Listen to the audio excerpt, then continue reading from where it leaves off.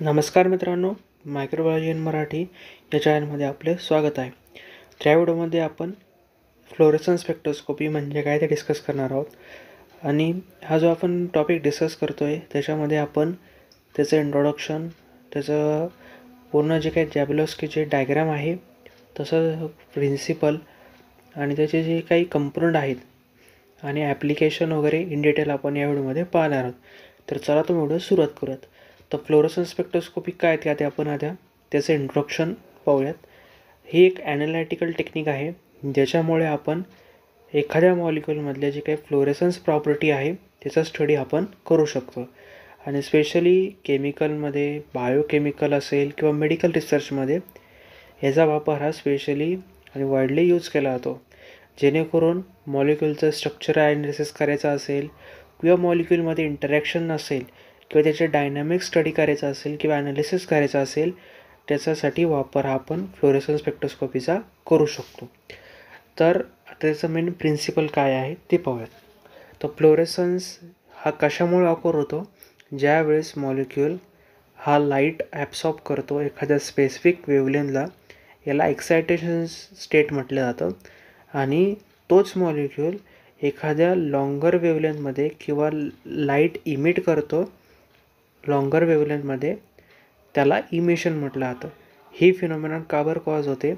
ज्याच्यामुळे electronic transition हे त्या मॉलिक्यूलमध्ये घडतं, त्यामुळे ही फिनॉमिनॉन कॉज होते.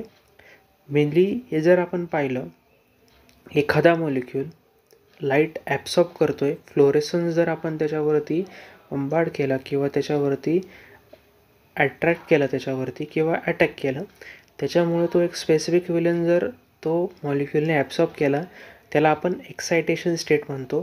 आणि जर त्याने एखादा लॉंगर वेवलेंथमध्ये जर इमिशन ऑफ केलं एखाद्या लाईटचं, तर त्या फ्लोरेसन्सचं आपण डिटेक्ट करू शकतो डिटेक्टरद्वारे. आणि ही इलेक्ट्रॉनिक ट्रान्झिशनमध्ये मॉलिक्यूलमध्ये ही कंडिशन घडल्यामुळे ही फिनॉमिनॉन कॉज होते. तर हे झालं त्याचं मेन प्रिन्सिपल फ्लोरेसन्स स्पेक्ट्रोस्कोपीचं. तर आता जॅबलोस्कीची काही डायग्राम आहे ती पाहूयात. तर पहिलं आहे एक्सायटेशन. त्याच्यामध्ये एक पहिला पॉईंट आहे एक्सायटेशन. तर ज्या वेळेस मॉलिक्यूल हा फोटॉन किंवा जे फ्लोरेसन्स आहे ते ॲब्सॉर्ब करतो आणि त्याच्यामुळे त्याच्यामधले जे काही इलेक्ट्रॉन आहे ते ग्राउंड स्टेटचे एक्सायटेड स्टेटला मूव करतात किंवा फॉरवर्ड होतात, तर त्याच्यामुळे जी एक्सायटेशन जी स्टेट आहे, एक्सायटेड सिंगलेट स्टेट तिथे ऑकर होते. तर त्याच्यामुळे आपण त्याच्यामध्ये मेनली जे काही वेगळे जे कंपाऊंड असतील किंवा वेगवेगळे जे मॉलिक्यूल असेल, वेगळे एक्स्ट्रा जे काही मॉलिक्यूल आहे त्याच्यामध्ये, त्याच्या प्रत्येक मॉलिक्यूलमध्ये एक्सायटेशन हे घडून येत असतं. दुसरं आहे इंटरनल कन्व्हर्जन. तर इलेक्ट्रॉन रिफ्लेक्स होत असतो हा लोअर व्हायब्रेशनल लेवलला, कारण की तो एका फर्स्ट एक्सायटेड स्टेट म्हणजे पासून S1 पासून तो त्याच्यामध्ये व्हायब्रेशनल लेवलमध्ये चेंजेस वगैरे किंवा त्याच्या रिफ्लेक्स चेंज होत असतात. त्यामध्ये जी काही पहिली जे एक्सायटेड स्टेट्स असते त्याच्यामध्ये आपल्याला लोवेस्ट व्हायब्रेशनल लेवल ही इलेक्ट्रॉन रिफ्लेक्समध्ये पाहायला मिळते. फ्लोरेसन्स इमिशन म्हणजे एखादा इलेक्ट्रॉन ग्राउंड स्टेटपासून परत त्या, कारण की तो जे त्याची जी मोमेंट आहे ती ग्राउंड स्टेटपासून एक्सायटेड स्टेट झाली म्हणजे ते एक्सायटेशन घडून आणलेलं आहे. तसंच परत जो इलेक्ट्रॉन आहे तो ग्राउंड स्टेटला मूव्ह झाला आणि त्याने जो लाईट ॲब्सॉर्ब केला तो पुढे जाऊन त्याने इमिट केला एखाद्या लोअर एनर्जीमध्ये, त्याला म्हटलं जातं फ्लोरेसन्स इमिशन. ही झाली जॅबलोस्की डायग्राम. तर काही जे की फीचर आहे फ्लोरेसन्स स्पेक्ट्रोस्कोपीमध्ये ते आता आपण पाहूयात. पहिलं जे आहे स्टोक्स इफेक्ट किंवा स्टोक शिफ्ट म्हटलं आता आपण त्याला. जे काही इमिटेड फ्लोरेसन्स वेवलेंथ आहे ही जर लॉंगर असेल, जे काही ॲब्सॉर्प्शन वेवलेंथ आहे, म्हणजे काय वेळेस काय होतं, आपण ॲब्सॉर्ब करणारा जो लाईट आहे त्याच्यापेक्षा पण जास्त जर इमिशन ऑफ लाईट जर तिथे घडून येत असेल तर त्याला स्टोक शिफ्ट म्हटलं जातं. म्हणजे आपण एखादा स्पेसिफिक वेवलेंथ त्या सोल्युशनवरती बंबार्ड करतो आहे, फ्लोरेसन्स त्याच्यावरती टाकतो आहे, त्याने काय केलं, ॲब्सॉर्ब करणारी जी काही वेवलेंथ आहे त्याच्यापेक्षा जर जास्तच त्याने इमिटेड केलं किंवा जे काही इमिटेड फ्लोरेसन्स त्याने दाखवला, तर त्याच्यामुळे हे कशामुळे कॉज होतं, एनर्जी लॉसमुळे कॉज होतं आणि तिथे स्टोक शिफ्ट ही कॉज होते. त्याच्यानंतर क्वांटम यील्ड हे एक जे काही फ्लोरेसन्सची जी काही इफिशियन्सी आहे त्याचा रेशो काढण्यासाठी मेनली वापरलं जातं. जे इमिटेड फोटॉन आहे आणि ॲब्सॉर्ब फोटॉनचा हा एक रेशो असतो, त्याला म्हटलं जातं क्वांटम यील्ड. आणि दुसरं जे आहे, तिसरं जो मेन आहे फ्लोरेसन्स लाईफ टाईम. याच्यामध्ये ॲव्हरेज टाईम जो काय आहे मॉलिक्युलचा excited state before the emitting photon, म्हणजे जी काही स्टेज आहे, एक्सायटेड स्टेज आहे, ती किती प्रमाणामध्ये त्याच्यामध्ये ॲव्हरेज टाईम आहे तो याच्यामध्ये डिटेक्ट केला जातो, जेणेकरून तो किती प्रमाणामध्ये जे लाईट आहे ते ॲब्सॉर्ब करतो किंवा किती प्रमाणात तो एक्सायटेड स्टेटला राहतो आहे ते डिटेक्ट याच्यामध्ये केलं जातं. आणि त्याच्यानंतर जो काही इमिटिंग ऑफ फोटॉनच्या आधी जो काही भाग आहे पूर्ण तो एक्सायटेड स्टेटचा, त्याच्यामध्ये तो किती वेळात ॲव्हरेज टाईममध्ये तो त्या ड्युरेशनमध्ये घालवतो आहे ते की मेन फीचर फ्लोरेसन्स लाईफ टाईममध्ये येतं. असे 3 मेन की फीचर आहे फ्लोरेसन्स स्पेक्ट्रोस्कोपी. म्हणजे स्टोक शिफ्ट, म्हणजे जास्त प्रमाणात जर ॲब्सॉर्ब केलेल्या लाईटपेक्षा इमिटेड फ्लोरेसन्स हे जास्त जर असेल तर तिथे जो स्टोक्स इफेक्ट आहे, स्टोक शिफ्ट आहे कॉज होतो. क्वांटम यील्डमध्ये इमिटेड फोटॉन ॲब्सॉर्ब फोटॉनचा एक रेशो असतो. फ्लोरेसन्स लाईफ टाईम म्हणजे एक्सायटेड स्टेटला किती प्रमाणामध्ये ॲव्हरेज टाईम तो फ्लोरेसन्स राहतो आहे ते डिटेक्ट हे केलं जातं. हे त्याचे 3 मेन की फीचर आपल्याला पाहायला मिळतात. त्याच्यानंतर इन्स्ट्रुमेंटेशन आता आपण पाहूयात. तर 4 मेन इन्स्ट्रुमेंटेशन किंवा कंपोनंट याच्यामध्ये टिपिकली पाहायला मिळतात. पहिलं आहे एक्सायटेड सोर्स, म्हणजे याच्यामध्ये झेनॉन आर्क लॅम्प किंवा लेझर आपण वापरू शकतो. मोनोक्रोमेटर असतं, ते सिलेक्ट करतं एक स्पेसिफिक वेव्हलेंथला.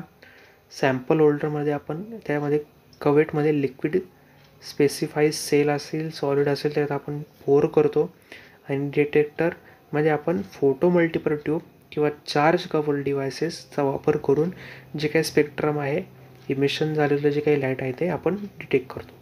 तर इन्स्ट्रुमेंटेशन झाल्यानंतर त्याच्यात आपण इन डिटेल जे काही वर्किंग आहे ते पाहूयात. म्हणजे पहिल्यांदी लॅम्प असतो. लॅम्प काय करतो, फ्लोरेसन्स इमिट करतो. मोनोक्रोमेटर काय करतं, एखाद्या स्पेसिफिक वेव्हलेंथला सिलेक्ट करतं आणि तीच कवेटमधल्या असलेल्या सॅम्पलमध्ये त्याच्यावरती अटॅक करतो किंवा बंबार्ड करतो. आणि सॅम्पल होल्डरमधले जे काही असेल, जे काही कंपाऊंड असतील, मॉलिक्यूल असतील, ते लाईट ॲब्सॉर्ब पण करतात आणि इमिट पण करतात. इमिट झालेली लाईट डिटेक्टर डिटेक्ट करतो. त्याच्यामध्ये फोटो मल्टिपल ट्यूब वापरली जाते किंवा चार्ज कपल डिव्हायसेसचा वापर केला जातो. त्यामुळे जे काही डिटेक्ट केलेली जे काही स्पेक्ट्रम असेल ते आपण एखाद्या सॉफ्टवेअरद्वारे PC-वरती किंवा मॉनिटरवरती पाहू शकतो. असं पूर्णपणे फ्लोरेसन्स स्पेक्ट्रोस्कोपीचं वर्किंग हे पाहायला मिळतं. त्याच्यानंतर वेगवेगळे फ्लोरेसन्स स्पेक्ट्रोस्कोपीचे टाईप्स पडतात. पहिलं जे आहे स्टेडी स्टेट फ्लोरेसन्स स्पेक्ट्रोस्कोपी. याच्यामध्ये आपण फ्लोरेसन्सची इंटेन्सिटी एखाद्या वेव्हलेंथमध्ये किती आहे ते मेजर करू शकतो. टाईम रिझॉल्व्ह फ्लोरेसन्स स्पेक्ट्रोस्कोपीमध्ये जो काही डिकेइंग ओव्हर टाईम आहे तो मेजरमेंट केला जातो. फ्लोरेसन ॲन्स्ट्रोट्रॉपीमध्ये जे काही मॉलिक्युल्सचे रोटेशन आहे त्या मॉलिक्यूलमध्ये किंवा त्या सॅम्पलमध्ये जे कसं इंटरॅक्शन होतं आहे किंवा त्याच्यात मॉलिक्यूलचं कसं रोटेशन होतं त्याचा स्टडी केला जातो. त्याच्यानंतर सॅन्क्रोजम फ्लोरेसन्स स्पेक्ट्रोस्कोपीमध्ये हे रिझोल्युशन त्या कॉम्प्लेक्समधल्या मिक्सचरमध्ये जर काही रिझोल्युशन झालं असेल किंवा इम्प्रोवाईज झाला असेल त्याच्या डिटेक्शनसाठी यूज केला जातो. फ्लोरेसन्स लाईफ टाईम इमेजिंग मायक्रोस्कोपीमध्ये बायोलॉजिकल इमेजिंग आहे त्याचा वापर त्याच्यासाठी केला जातो. अशा वेगवेगळे फ्लोरेसन्स स्पेक्ट्रोस्कोपीचे टाईप्स हे पडतात. त्याच्यानंतर ॲप्लिकेशन जर आपण पाहिलं, बायोलॉजिकल ॲप्लिकेशनमध्ये जर पाहिलं, प्रोटीन DNA ॲनालिसिससाठी, सेल इमेजिंगसाठी किंवा एन्झाईम कायनेटिक्ससाठी याचा वापर केला जातो. जर एखाद्या सॅम्पलमध्ये जर प्रोटीन आणि DNA प्रेझेंट असेल तर वेगळे ते डिटेक्ट करू शकतो. एन्व्हायरमेंटल मॉनिटरिंगमध्ये जे काही पोल्युटंट आहे त्याचा डिटेक्ट करण्यासाठी, फार्मास्युटिकल ॲनालिसिसमध्ये जे काही ड्रगची प्युरिटी आहे ती डिटेक्ट करण्यासाठी किंवा ॲनालिसिस करण्यासाठी, मेडिकल ॲप्लिकेशनमध्ये कॅन्सर डिटेक्शनसाठी, जर एखाद्या सॅम्पलमध्ये जर कॅन्सर कंटेनिंग जर कंपाऊंड असतील किंवा सेल असतील ते डिटेक्ट करण्यासाठी याचा वापर केला जातो. ब्लड ॲनालिसिसमध्ये एखादं जर डिसीज आहे किंवा एखादा अँटीजन आहे ते डिटेक्ट करण्यासाठी आपण याचा वापर करू शकतो. तसंच जर आपण पाहिलं ॲडव्हान्टेजेस आणि लिमिटेशन काय आहे ते आपण पाहूयात. ॲडव्हान्टेजेस जर आपण पाहिलं, एखादा सिंगल मॉलिक्यूल आपण याच्यामध्ये हाय सेन्सिटिव्हिटीमध्ये डिटेक्ट करू शकतो. फ्लोरेसंट कंपाऊंड हे सिलेक्टिव्ह आहे, जेणेकरून फ्लोरेसन्सचाच वापर करून आपण याच्यामध्ये जे काही डिटेक्शन आहे ते करतो. रिअल टाईम आणि नॉन डिस्ट्रक्टिव्ह याच्यामध्ये ॲनालिसिस हे केलं जातं. तसंच याचे लिमिटेशन पण आहे. फोटो ब्लिचिंगमध्ये जर आपण पाहिलं, जे काही फ्लोरोपोर्स आहे ते एक्सपोजर ऑफ लाईटमध्ये आल्यामुळे ते डिग्रेड होतात काही वेळेस. जे काही बॅकग्राऊंड फ्लोरेसन्स आहे म्हणजे अनवॉन्टेड फ्लोरेसन्ससुद्धा सॉल्वंटमध्ये, इम्प्युरिटीजमध्ये डिटेक्ट होतं. आणि काही वेळेस काय होतं, जे काही अनवॉन्टेड फ्लोरेसन्स डिटेक्ट झाल्यामुळे जो काही स्पेक्ट्रम आहे त्याच्यामध्ये सुद्धा स्कॅटरिंग झालेलं पाहायला मिळतं. आणि काही वेळेस जे काही नॉन फ्लोरेसंट जे काही मॉलिक्यूल आहे किंवा जे काही नॉन फ्लोरेसंट असलेले जे मॉलिक्यूल आहेत ते जे काही फ्लोरेसन्स लाईटला ॲब्सॉर्ब करू शकत नाही, असे जर कंपाऊंड जर आपल्याला सेपरेशन करायचं असेल, अशा मॉलिक्यूलचं सेपरेशन करायचं असेल किंवा डिटेक्शन करायचं असेल तर याच्यामध्ये आपण करू शकत नाही. तर असे त्याचे ॲडव्हान्टेजेस आणि लिमिटेशन आपल्याला पाहायला मिळतात. आणि हे जे काही फ्लोरेसन्स स्पेक्ट्रोस्कोपी आहे, मॉलिक्युलर इंटरॅक्शन असेल एखाद्या मॉलिक्यूलचं ते आपण स्टडी करू शकतो. किंवा सायंटिफिक फील्डमध्ये हाय सेन्सिटिव्हिटी आणि स्पेसिफिसिटी जर पाहिजे असेल, एखाद्या डायग्नोस्टिक करायचं असेल एखाद्या डिसीजचं किंवा रिसर्चमध्ये जर याचा वापर आपण ॲज अ इसेन्शियल टूल म्हणून वापर करू शकतो. तर या व्हिडिओमध्ये आपण फ्लोरेसन्स स्पेक्ट्रोस्कोपी म्हणजे काय ते डिस्कस केलं. जर तुम्हाला माझा व्हिडिओ इम्प्रोव्हेटिव्ह वाटला असेल, नक्की व्हिडिओ लाईक करा आणि चॅनल सबस्क्राईब करायला विसरू नका. चला भेटूया पुढच्या व्हिडिओमध्ये.